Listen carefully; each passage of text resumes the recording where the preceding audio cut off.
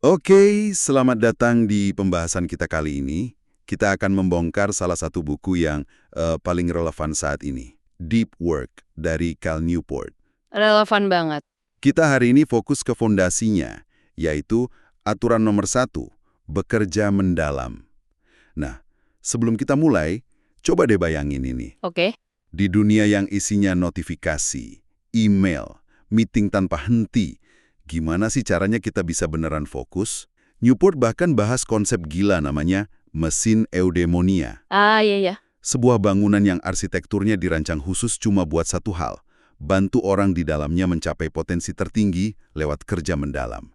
Keren banget kan? Konsep yang bikin kita berandai-andai ya. Tapi masalahnya kan 99,9% dari kita nggak punya bangunan kayak gitu. Nggak punya? Murni untuk fokus. Makanya, kita harus bangun mesin itu buat diri kita sendiri. Bener. Dan itulah inti dari aturan #1 ini. Ini bukan soal, besok mau lebih fokus nggak bakal jalan. Ini soal membangun sistem, memilih sebuah filosofi yang jelas buat menyatukan kerja mendalam ke dalam rutinitas kita yang udah super padat. Jadi soal fondasinya dulu ya? Betul, fondasinya dulu. Tepat. Dan ini yang paling saya suka dari argumen Newport. Mencoba kerja mendalam secara spontan atau ad hoc, itu resep kegagalan. Pasti gagal. Kenapa? Karena kemauan kita itu kayak baterai handphone, ada batasnya. Kalau setiap hari kita harus mikir, kapan ya enaknya fokus? Di mana ya? Mulainya gimana? Keburu habis energinya. Baterai kemauan kita keburu habis cuma buat memutuskan, belum sempat kerjanya. Makanya, kita perlu satu filosofi yang jadi pegangan. Newport nawarin 4 pilihan utama. Betul, dan 4 pilihan ini kayak spektrum gitu ya. Dari yang paling ekstrim sampai yang paling fleksibel. Mungkin kita mulai dari ujung yang paling radikal dulu. Filosofi monastik. Nah, itu dia. Ini pendekatan yang benar-benar total. Kalau diibaratkan, ini kayak jadi biksu, tapi buat pekerjaan. Haha, bener. Filosofi monastik itu intinya memaksimalkan kerja mendalam dengan cara memotong habis-habisan semua kewajiban dangkal. Contoh paling terkenalnya itu Donald Knuth. Legenda ilmu komputer. Dia sejak tahun 1990 berhenti total pakai email. Total. Gila ya. Di zaman sekarang, itu kedengarannya mustahil. Komunikasinya lewat surat pos, yang disortir asistennya, dan dia baru lihat surat-surat itu setiap 3 bulan sekali. 3 bulan sekali. Dia pernah bilang sesuatu yang keren banget. Tugas saya bukan untuk mengikuti perkembangan terbaru, tapi untuk mendalami sesuatu. Dia sengaja menciptakan isolasi. Ada juga penulis fiksi ilmiah, Neil Stephenson. Dia juga terang-terangan nolak email dan wawancara. Alasannya simpel. Apa tuh? Dia butuh apa yang dia sebut potongan waktu yang panjang, berurutan dan tanpa gangguan buat nulis novel-novelnya yang super rumit itu. Masuk akal. Jadi ini bukan soal sombong, tapi soal melindungi aset terpentingnya, waktu fokusnya itu. Pendekatan ini jelas sangat ampuh, tapi mari kita jujur, ini nggak buat semua orang. Jelas nggak? Ini ideal buat orang yang outputnya sangat jelas dan bisa diukur secara individual. Penulis, peneliti, programmer yang ngerjain proyek solo. Tapi kalau kamu seorang manajer, project leader, atau di sales yang butuh kolaborasi terus-menerus, Bisa dipecat, haha. adopsi kecil dari filosofi ini, Bener juga. Oke, jadi monastik ini level dewa, ya. Buat kita yang masih manusia biasa, mungkin ada pilihan yang lebih realistis. Yang kedua, filosofi bimodal. Ini konsepnya gimana? konsepnya adalah membagi hidupmu jadi 2 mode yang jelas. Ada periode waktu yang panjang, bisa 1 hari, 3 hari, bahkan seminggu penuh, di mana kamu benar-benar menghilang buat kerja mendalam.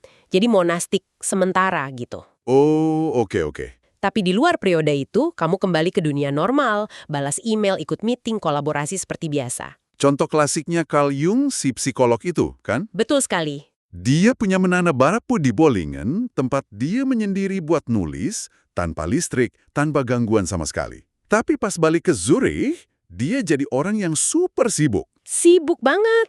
Punya praktek klinis, ngajar, aktif bersosialisasi. 2 dunia yang berbeda. Contoh modernnya ada Adam Grant, profesor di Wharton. Iya, Adam Grant. Dia sengaja mengelompokkan semua jadwal mengajarnya di 1 semester, supaya semester satunya lagi dia bisa fokus total untuk riset. Wow. Bahkan selama semester riset itu, dia bisa ngambil retret 2-4 hari, di mana dia benar-benar nggak bisa dihubungi sama sekali. dia masuk ke mode monastik temporer. Nah, ini dia pertanyaannya. Gimana cara bilang ke bos atau tim, maaf, saya mau menghilang dulu seminggu buat fokus. Di budaya kerja kita, apa itu nggak dianggap aneh atau nggak komitmen? Pertanyaan yang bagus banget. Dan disitulah kuncinya, komunikasi dan ekspektasi. Kunci dari filosofi bimodal adalah kejelasan. Kamu harus bilang jauh-jauh hari, oke tim, dari tanggal sekian sampai sekian, saya akan fokus ngerjain proyek X dan respon saya bakal lambat banget.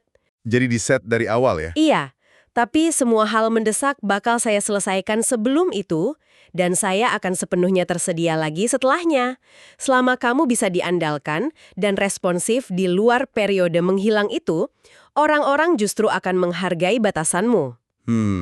Masuk akal. Mereka jadi tahu kapan bisa ngandelin kamu. Ini jauh lebih baik daripada selalu ada, tapi nggak pernah benar-benar fokus. Benar. Jadi bukan menghilang tiba-tiba, tapi merencanakan waktu off kita.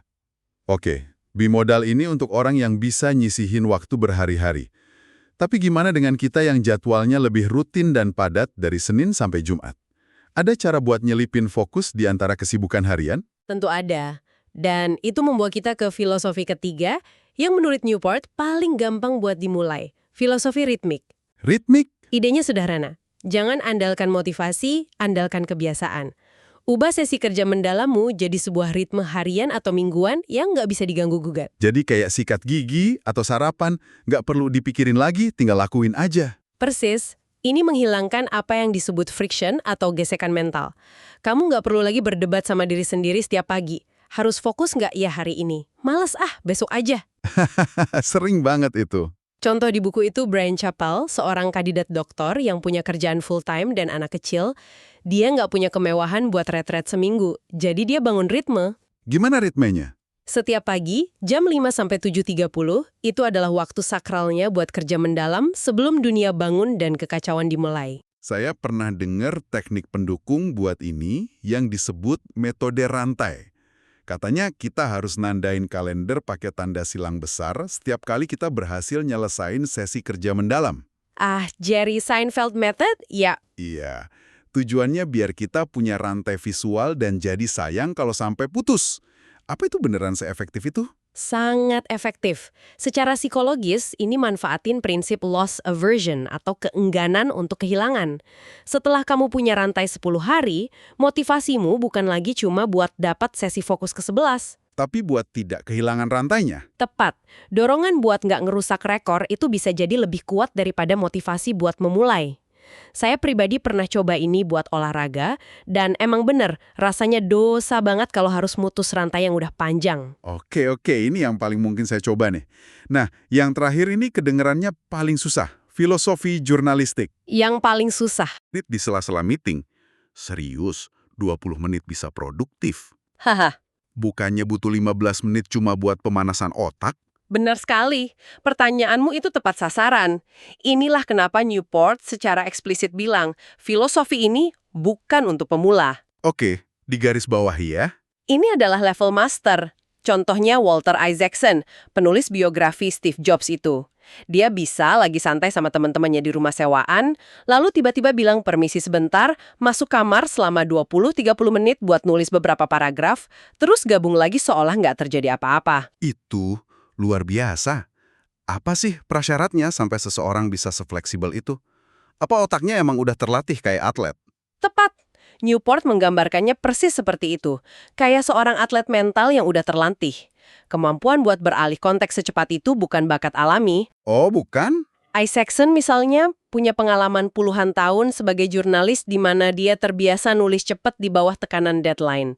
Otaknya udah terbiasa buat langsung masuk ke mode fokus tanpa butuh banyak pemanasan. Jadi karena latihan bertahun-tahun? Betul. Bagi kebanyakan kita, nyoba ini tanpa latihan cuma akan berujung pada buka laptop, lihat email sebentar, buka media sosial, dan waktunya habis. Haha, iya, benar banget. Jadi ini lebih sebagai tujuan jangka panjang, bukan titik awal. Oke, jadi langkah pertama adalah pilih satu dari 4 filosofi itu. Monastik, bimodal, ritmik, atau jurnalistik. Pilih yang paling cocok. Tapi milih aja kan belum cukup. Kita perlu memperkuatnya dengan sistem pendukung. Disinilah dua strategi berikutnya masuk. Yang pertama, ciptakan ritual. Benar. Ada kutipan bagus dari David Brooks, pikiran-pikiran kreatif yang hebat berpikir seperti seniman tetapi bekerja seperti akuntan. Ritual adalah cara kerja seorang akuntan, terstruktur, sistematis, dan repetitif. Tujuannya adalah untuk ngasih sinyal yang sangat jelas ke otak kita bahwa sekarang waktunya fokus dan ngurangin energi yang terbuang buat memulai. Jadi ritual ini harus ngejawab pertanyaan-pertanyaan spesifik ya. Kayak, pertama, di mana kamu akan bekerja dan buat berapa lama? Yap. Misalnya, di meja kerja yang bersih selama 90 menit. Kedua, bagaimana cara kamu bekerja? Aturan mainnya apa? Mungkin internet mati total atau pakai metrik kayak target 500 kata per 30 menit. Dan yang ketiga, yang sering dilupain, bagaimana kamu akan mendukung pekerjaanmu. Maksudnya? Ini bisa hal-hal kecil tapi krusial. Siapin segelas kopi atau teh hangat sebelum mulai. Pastiin ada air minum di meja. Mungkin lakuin peregangan ringan 5 menit sebelumnya. Oh, pemicunya ya? Semua ini adalah pemicu yang membentuk sebuah kebiasaan. Saat kamu nuang kopi ke cangkir yang sama setiap pagi sebelum sesi fokus, otakmu secara otomatis bakal mikir, ini dia, waktunya bekerja. Kamu mengotomatiskan transisi ke mode kerja mendalam. Strategi pendukung kedua ini yang paling dramatis. Dan terus terang, favorit saya. Namanya, buat gerakan akbar atau make grand gestures. Haha, ini emang seru. Idenya adalah melakukan sesuatu yang signifikan, yang nggak biasa, buat mendukung kerjaan penting. Ini soal psikologi komitmen. Dengan menginvestasikan sumber daya yang besar bisa uang, waktu, atau usaha, secara nggak sadar kita naikin level kepentingan tugas itu di kepala kita. Jadi ngerasa, wah, saya udah keluar modal segini, nggak mungkin saya sia-siain. Persis. Nggak mungkin main-main. Gangguan di rumah, dia nggak cuma pindah ke kafe, dia check-in di sebuah suite mewah di Hotel Bintang 5. Di Balmoral, Edinburgh, hanya untuk menulis. Saya jadi mikir, investasi sebesar itu pasti menciptakan tekanan positif yang luar biasa buat benar-benar produktif. Nggak mungkin kan dia malah nonton Netflix di sana? Tentu tidak. Hal yang sama dilakuin Bill Gates dengan Think Weeks tahunannya. Dia bisa aja ngunci diri di kantornya yang super canggih. Iya kan? Tapi dia milih pergi ke sebuah kabin terpencil selama seminggu penuh cuma buat membaca dan berpikir. Gerakan pergi ke kabin itu sendiri adalah sebuah komitmen besar yang mengubah kondisi mentalnya. Ini sinyal ke dirinya sendiri. Minggu ini sangat-sangat penting. Ada juga kisah fisikawan William Shockley. Dia merasa kecolongan oleh rekan-rekannya dalam penemuan transistor. Apa yang dia lakukan? Dia terbang ke kota lain, ngunci diri di kamar hotel, dan fokus habis-habisan buat nyempurnain desain transistor yang lebih baik. Hasilnya, dia ikut menang hadiah Nobel. Gerakan mengunci diri itu adalah sebuah pernyataan intensitas ya. Tepat. Ini prinsip psikologi komitmen dan konsistensi. Semakin besar investasi awal kita, semakin konsisten kita akan berperilaku sesuai dengan investasi itu. Tentu, kita nggak harus sewa suite hotel. Iya juga. Gerakan akbar versi kita bisa lebih sederhana.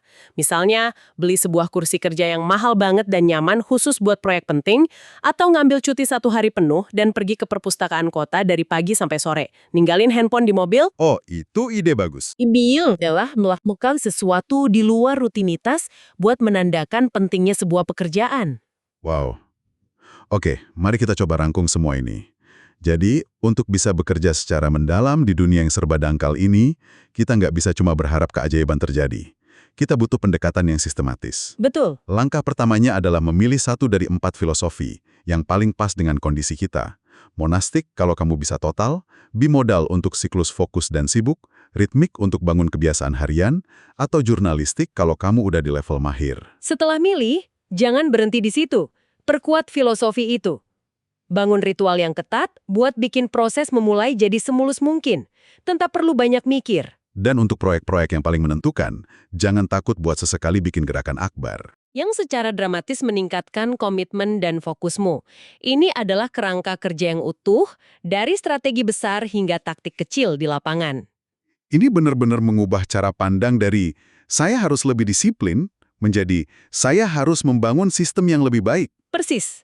Dan itu membawa kita kembali ke titik awal. Kita mulai dengan konsep mesin eudaimonia, sebuah arsitektur fisik yang ideal untuk fokus. Benar. Tentu, bangun gedung kayak gitu mungkin di luar jangkauan.